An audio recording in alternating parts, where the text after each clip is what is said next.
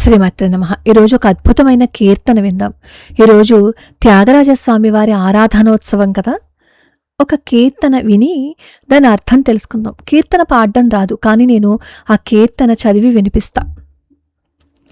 ఆదయ శ్రీ రఘువర నేడేల రాదయ ఓ దయాంబుధి, నీ మోదముతో సద్భక్తి మర్మమును బోధన చేసి సదా బ్రోచిన నీ నిన్ను తిట్టి కొట్టిన హింసబెట్టిన దన్నియు నన్ననలేదా, ఎన్నరాని నిందల తాళమని మన్నించగలేదా, అన్నము తాంబూలముసగి దేహము మిన్నసేయలేదా, కన్న తల్లి తండ్రి మేమనుచు త్యాగరాజునికి భరవసమీలేదా.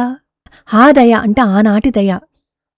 ఈ కీర్తనలో త్యాగరాజస్వామి వారు తన పూర్వ అనుభవాన్ని పరామర్శిస్తూ రామచంద్రమూర్తికి తనకి ఏదో ఒక పూర్వ బాంధవ్యాన్ని రుజువు చేసుకుని ఆనాడు చూపించావు కదా, మరి ఇప్పుడెందుకు చూపించట్లేదయ్యా దయా అని తన అవసాన కాలముందు రాముణ్ణి గూర్చి ప్రశ్నిస్తున్నారు.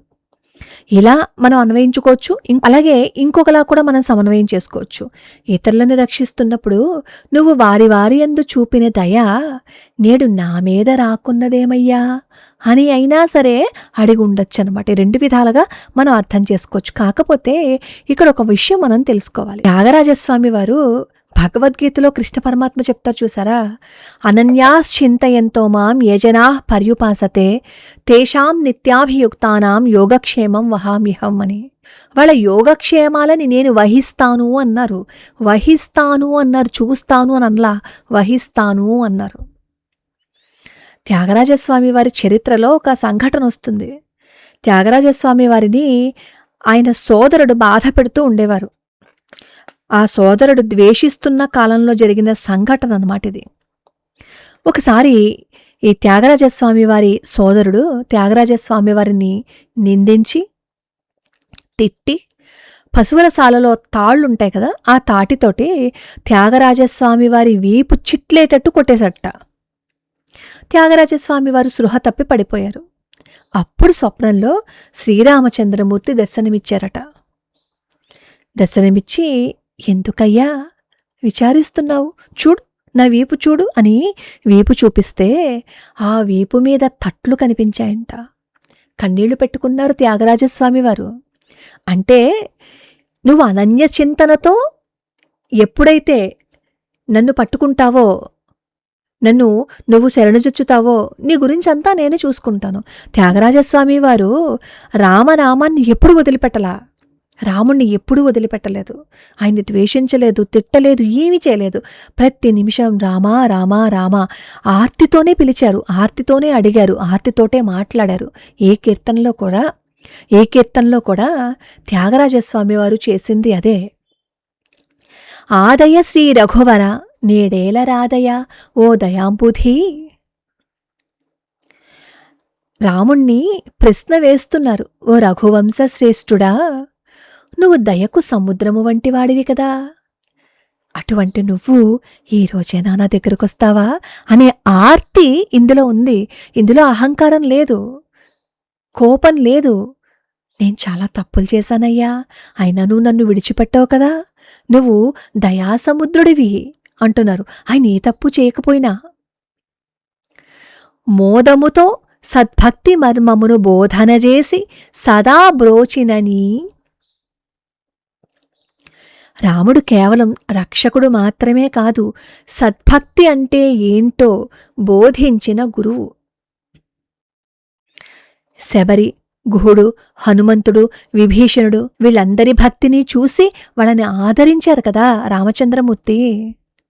మరి వాళ్ళందరినీ ఆదరించావు కదయ్యా, వాళ్ళందరినీ దగ్గర తీసుకున్నావు కదయ్యా, మరి అలాంటి నువ్వు నన్నెందుకయ్యా దూరం పెడుతున్నావు, నేను దీన్ని తట్టుకోలేకపోతున్నానయ్యా అనే లోతైన భావం ఇందులో ఉంది.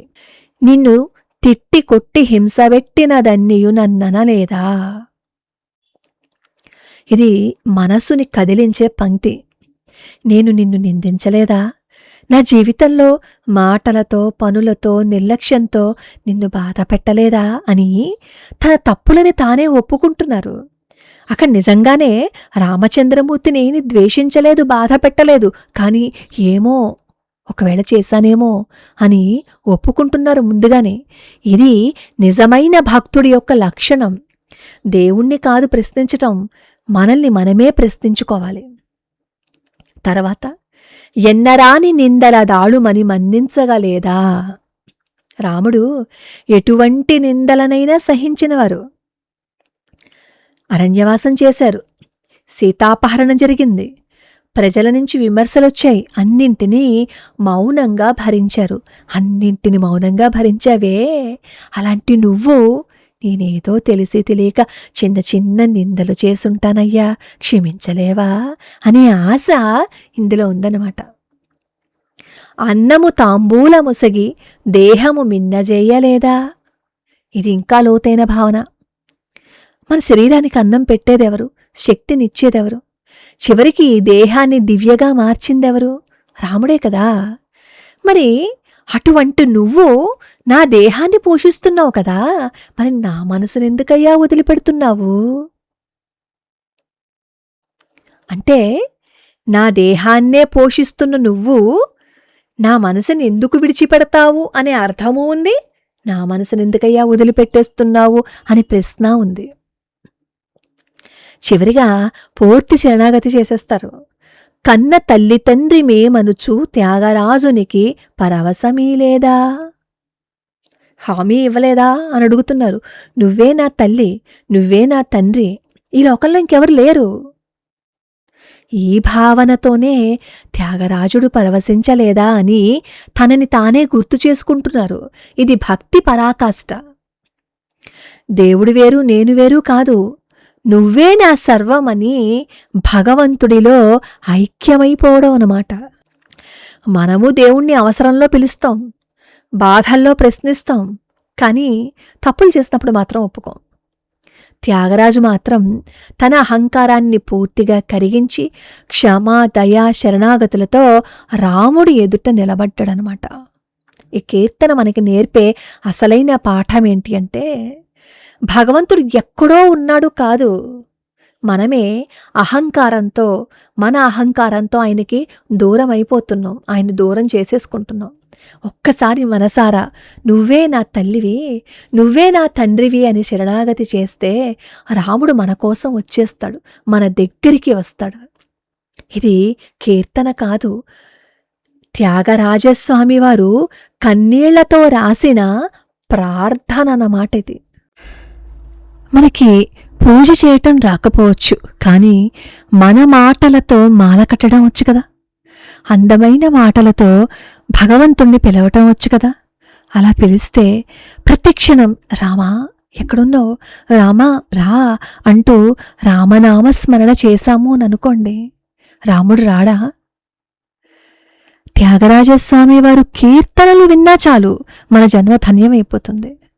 సత్పురుషుల నోటిలో నుంచి వచ్చిన ప్రతి మాట మంత్రమవుతుంది. త్యాగరాజస్వామి వారి కీర్తనలన్నీ మంత్రపూరితములే.